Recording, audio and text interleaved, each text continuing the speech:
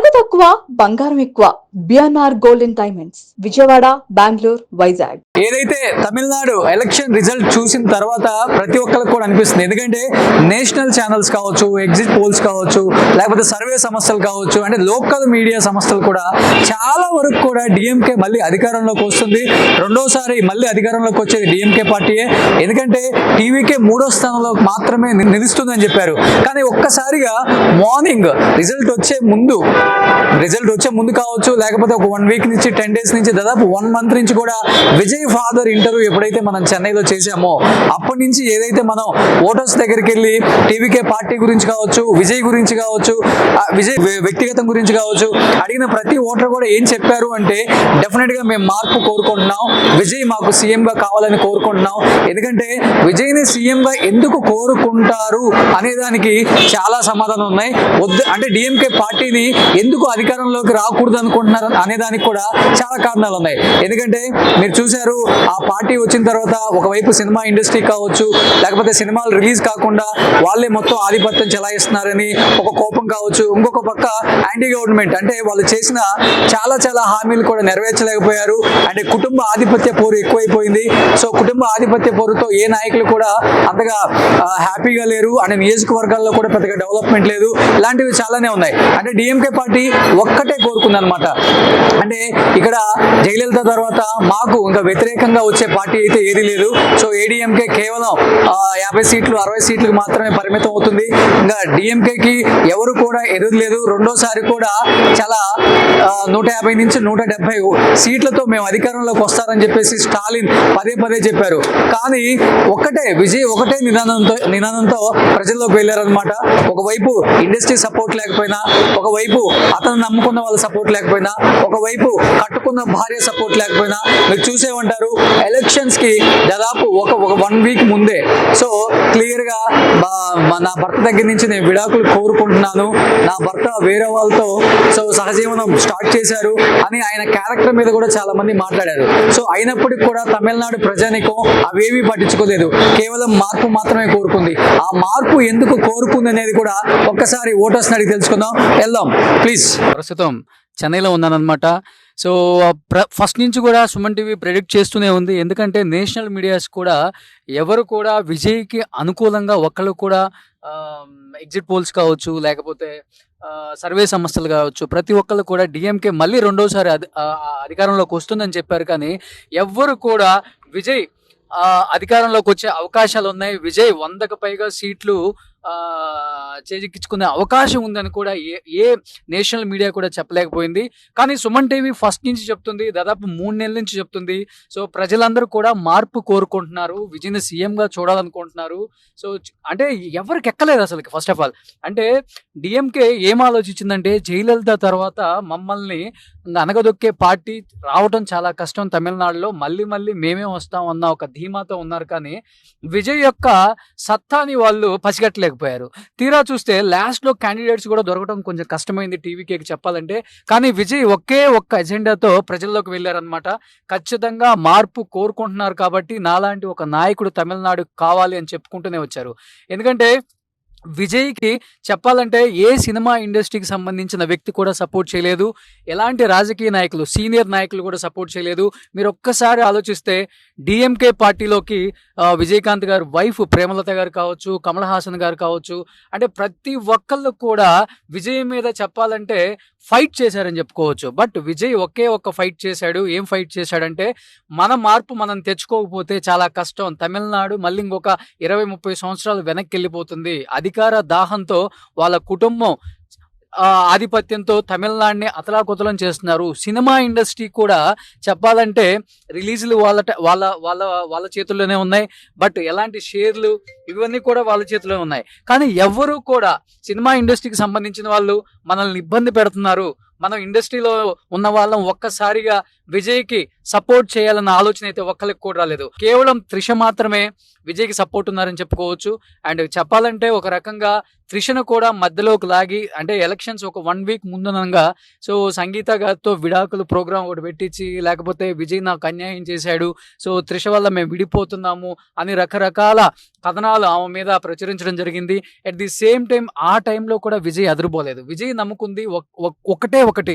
So Tamil Nadu ప్రజానికాన్ని నమ్ముకున్నారు, Tamil Nadu voters నమ్ముకున్నారు, తమిళనాడు ప్రజలు నాకు మంచి చేస్తారు, నా వైపు నిలబడ్డారని నమ్మారు. కాబట్టి అంత కాన్ఫిడెన్స్ గా సీట్లు అనేది కూడా ఇక్కడ 100 కోట్లు ఉన్నాయా, 200 కోట్లు ఉన్నాయా, 500 కోట్లు ఉన్న వాళ్ళకి సీట్లు ఇవ్వాలని కూడా ఆలోచించలేదు. సో విజయ్ చూసుకుంటే ఆటో డ్రైవర్లకి, ఆయన డ్రైవర్ కొడుకులకి ఇలాంటి వాళ్ళకి ఎక్కువ సీట్లు ఇచ్చారనమాట. కనీసం కొంతమందికి అయితే 5 కోట్లు 10 కోట్లు కూడా పెట్టుకోలేని అలాంటి పరిస్థితులలో ఉన్న క్యాండిడేట్స్ కూడా ఆయన ఇచ్చారు. ఎందుకు ఇచ్చారు అంటే, సో అన్ని నియోజకవర్గాలలో నా క్యాండిడేట్స్ నిలబడాలి, కంటెస్ట్ చేయాలి, అప్పుడే నా పార్టీ పవర్ ఏంటో తెలుస్తుందని ధీమాగా వెళ్ళిపోయారు. చెప్పాలంటే ఎక్కడ డబ్బులు కూడా పెద్దగా పంచలేదు. బట్ ముఖ్యంగా తమిళనాడులో బాగా హైలైట్ అయింది, ఎప్పటి నుంచో ఆయన డ్రైవర్గా పనిచేస్తున్న రాజేంద్రన్ కొడుక్కి సో సిటీకి సంబంధించిన ఒక ఏరియాలో ఎమ్మెల్యేగా కంటెస్ట్ చేయమని చెప్పి అవకాశం ఇచ్చినప్పుడు చాలా ఎమోషనల్ అయ్యారు. తను కూడా పోస్ట్ చేశారు. బట్ దాని తర్వాత ఆటో డ్రైవర్ కూడా ఇచ్చారు.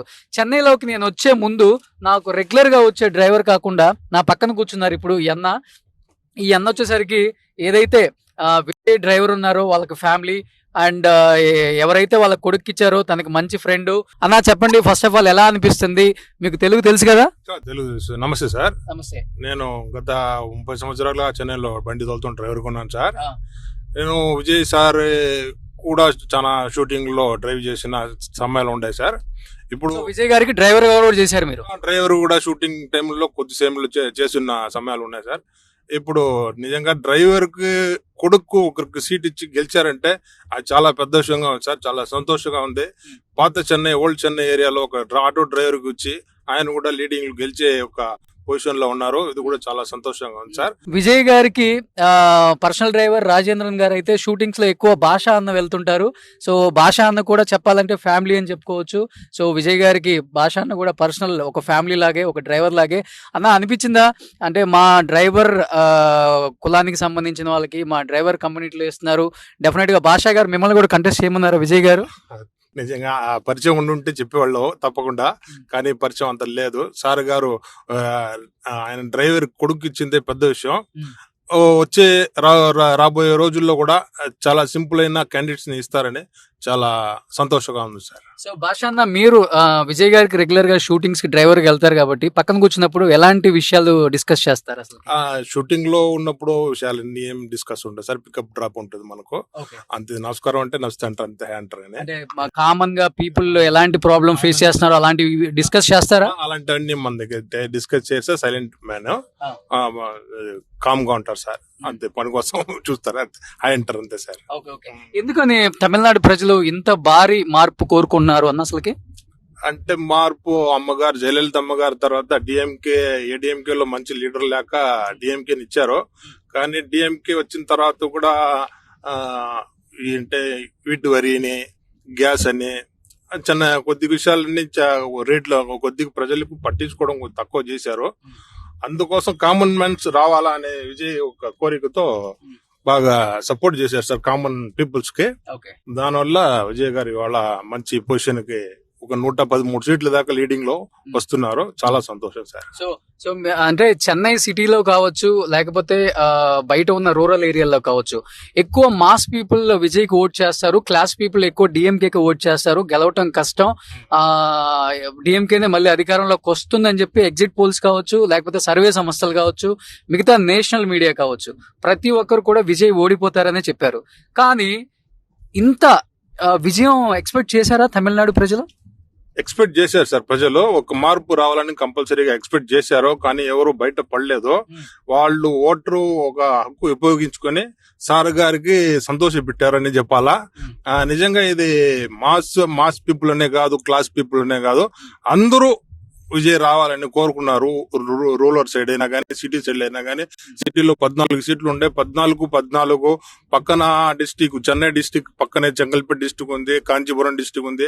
అన్ని డిస్టిక్ లో చెన్నై చుట్టుపక్కల మాక్సిమం టీవీకే ఫుల్ మెజారిటీ ఇచ్చారు. చెన్నై మొత్తం సిటీ కూడా టీవీకే వచ్చేసింది. టీవీకి మెజారిటీ ఇచ్చారు. ఎవరు ఎక్స్పెక్ట్ చేయలేదు. చెప్పాలంటే rural area mass people, mass fans ఎక్కువ ఉన్నారు విజయ్ కి. అక్కడ ఎక్కువ ఓటింగ్ వస్తుంది, అక్కడ ఎక్కువ సీట్లు వస్తాయి అనుకున్నారు. కానీ సో భాషా గారు చెప్తున్నారు సిటీ మొత్తం క్లీన్ స్వీప్ చేశారంట. అండ్ ఇంకొకటి మీ కొలీగ్ ఎవరైతే ఉన్నారో శబరినాథన్, సో అతను కూడా సిటీ నుంచే కంటెస్ట్ చేశారు కదా. సిటీ నుంచే సార్, సిటీ వీరుకుంభాగం ప్లేస్ లో, వీరుకుంభాగం అనే ప్లేస్ లో కంటెస్ట్ చేశారు. మంచి మెజారిటీ దొరుకుతున్నారు. సో భాషా గారు ఇప్పుడు మీరేమో షూటింగ్స్ కి వెళ్తారు విజయ్ గారికి డ్రైవర్ గా, ఇప్పుడేమో మీ బాస్ సీఎం అవుతున్నారు.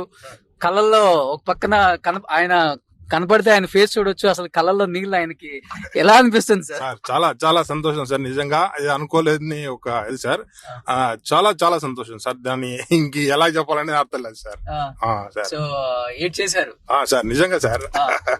రాత్రి నుంచి కాసుకొని పొద్దున్నే ఇంకా 6 గంటలకు స్టార్ట్ అయితే టీం ముందు కూర్చున్నాం సార్. ఇంకా మార్నింగే తెలిసి సార్ నా దగ్గర 80-90 సీట్స్ లీడింగ్ వస్తుందంటే అప్పుడే చాలా సంతోషం పడ్డాం సార్. సో యాక్చువల్గా నేను హైదరాబాద్ నుంచి వస్తున్నారు అనేసరికి ఆయనకు తెలిసి ఆయన వచ్చారు పర్సనల్ డ్రైవింగ్ కి.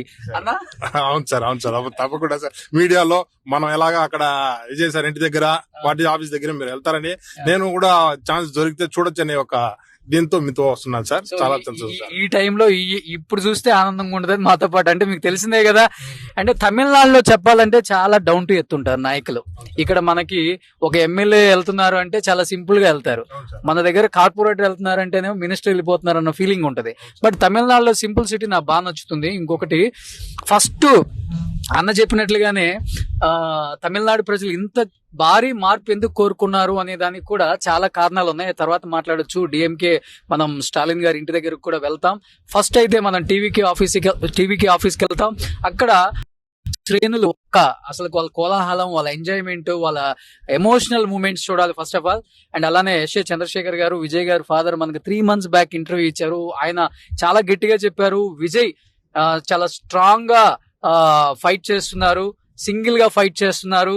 ఎవరు సపోర్ట్ లేకపోయినా పర్వాలేదు, డెఫినెట్ గా పీపుల్లో ఉన్న ఆ చేంజ్ అయితే నేను ఎక్స్పెక్ట్ చేస్తున్నాను. డెఫినెట్ గా వాళ్ళు నాకు ఓట్ చేస్తారు. కొత్త పార్టీయా పాత పార్టీయా అని చూడరు, ఇక్కడ టీవీకే అని కూడా చూడలేదు. కేవలం విజయ్ కోసం ఓట్ చేసిన ఎన్నో ఎన్నో ఎన్నో కోట్ల ఓటర్స్ మనోభావాలు నిజంగా ఈ రోజు ఒక్కొక్కళ్ళు టీవీ ముందు కావచ్చు, లేకపోతే మన ఎయిర్పోర్ట్ నుంచి దిగి వస్తున్నప్పుడు ఆ కోలాహలాలు చూస్తుంటే అక్కడ ఇక్కడ అసలుకి ఇంత విక్టరీ ఎవరు ఎక్స్పెక్ట్ చేయలేదు. ఎనీహౌ మ్యాజిక్ ఫిగర్ దాటలేదు అనేది కూడా కొంచెం ఉంటుంది. సో మరి భాషా గారు మీరు అన్నట్లుగానే మ్యాజిక్ ఫిగర్ అయితే దాటలేకపోయారు విజయ్ గారు. ఎవరు సపోర్ట్ ఉండొచ్చు? బీజేపీ సపోర్ట్ ఉండొచ్చు అనుకుంటున్నారా?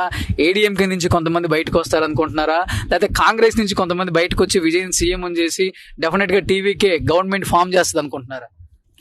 సార్ కన్ఫామ్ గా 118 సీట్లు కొడతారనే ఆశగానే ఉంది. ఇంకా సాయంత్రం దాకా టైం ఉంది, కంపల్సరీగా వస్తారు. సపోజ్ అలాగా రాని పక్షంలో 1-2 సీట్లు తగ్గితే కాంగ్రెస్ తో సపోర్ట్ తీసుకుంటే మంచిగా ఉంటుందని సార్ మనకు ఒక ఆలోచన సార్. అంతే సార్. సో కాంగ్రెస్ వాళ్ళు సపోర్ట్ ఇస్తారు అనే నమ్మకం కూడా. గాంధీ గారు విజయ్ కి చాలా ఫ్రెండ్, అందుకోసం ఇచ్చేదానికి అవకాశం ఉంటుంది sir. Okay. So clear majority అనేది వాళ్ళు ఇచ్చినా ఇవ్వకపోయినా మేమైతే ఇచ్చేసాం, విజయే మాకు సీఎం. సో అది కాంగ్రెసా బీజేపీయా ఎవరైనా కానీ విజయ్ ని ఈ రోజు కోరుకుంటుంది తమిళనాడు మక్కల్ వాళ్ళ కోరిక ప్రకారం విజయ్ ని సీఎం గా చూడాలనుకుంటున్నాం. కాబట్టి ఇంత భారీ మార్పు ఇచ్చాము. కానీ సో ఒక 5 సీట్లు 10 సీట్లు తగ్గొచ్చు, కానీ విజయ్ సీఎం అవడానికి కావచ్చు, విజయ్ పార్టీ సపోర్ట్ చేయడానికి ఎంతో మంది వస్తారు, అది ఎవరైనా కావచ్చు అని చెప్పేసి కామన్ పీపుల్ లో కూడా ఆలోచన ఉంది. So anyhow will wait and see. ఇంకొక 2 hours టైం ఉంది. ఈ 2 hours లో ఏదైనా జరగవచ్చు. ఎందుకంటే మార్నింగ్ 1తో స్టార్ట్ అయిన విజయ్ యొక్క విజయ పరంపర తీరా చూస్తే 11 అయ్యేసరికి 30, 40, 50, 60, 70, 80, 90, 100 అన్నప్పుడు ఇంకా అర్థమైపోయింది టీవీకే ఇక్కడ విజయం సాధించేసింది, విజయ్ సీఎం అవ్వబోతున్నారని. సో మనకి క్లియర్ గా అర్థమైపోయింది. సో ఎనీహౌ ఫస్ట్ నుంచి కూడా సుమన్ టీవీ చెప్తూనే ఉంది, ప్రెడిక్ట్ చేసింది డెఫినెట్ గా టీవీకి అధికారంలోకి వస్తుంది, విజయ్ కింగ్ మేకర్ కాదు కింగ్ అవుతారని చెప్పి సుమన్ టీవీ ఫస్ట్ నుంచి చెప్తూనే ఉంది. ఎందుకు సుమన్ టీవీ పర్టికులర్ గా చెప్తుందంటే 3 months బ్యాక్ వచ్చినప్పుడు కూడా మనం ఇక్కడ ఓటర్స్ యొక్క మైండ్ సెట్ ఏంటో కనుక్కుందాం. ప్రతి ఒక్కళ్ళు కూడా చేంజ్ కోరుకుంటున్నారు, సినిమా వాళ్ళు కూడా చేంజ్ కోరుకుంటున్నారు. కానీ సినిమా వాళ్ళు తెలిసిందే కదా, ఏ పార్టీ అధికారంలోకి వస్తుందో ఏ పార్టీ అధికారంలోకి రాదో ఒక చిన్న భయం ఉంటుంది వాళ్ళకి. సో విజయ్ ఈ రోజు దాదాపు 105 నుంచి 107 సీట్లు లీడింగ్ లో ఉన్నారు కాబట్టి డెఫినెట్ గా ఇంకొక 2 hours టైం ఉంది. ఈ 2 hours లో ఏదైనా జరగవచ్చు.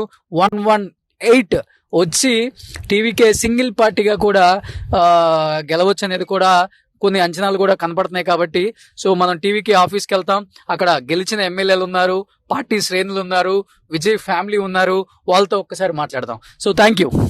సుమన్ టీవీలో మీ పర్సనల్ అండ్ బిజినెస్ ప్రమోషన్స్ కోసం కింది నెంబర్కి కాంటాక్ట్ చేయండి.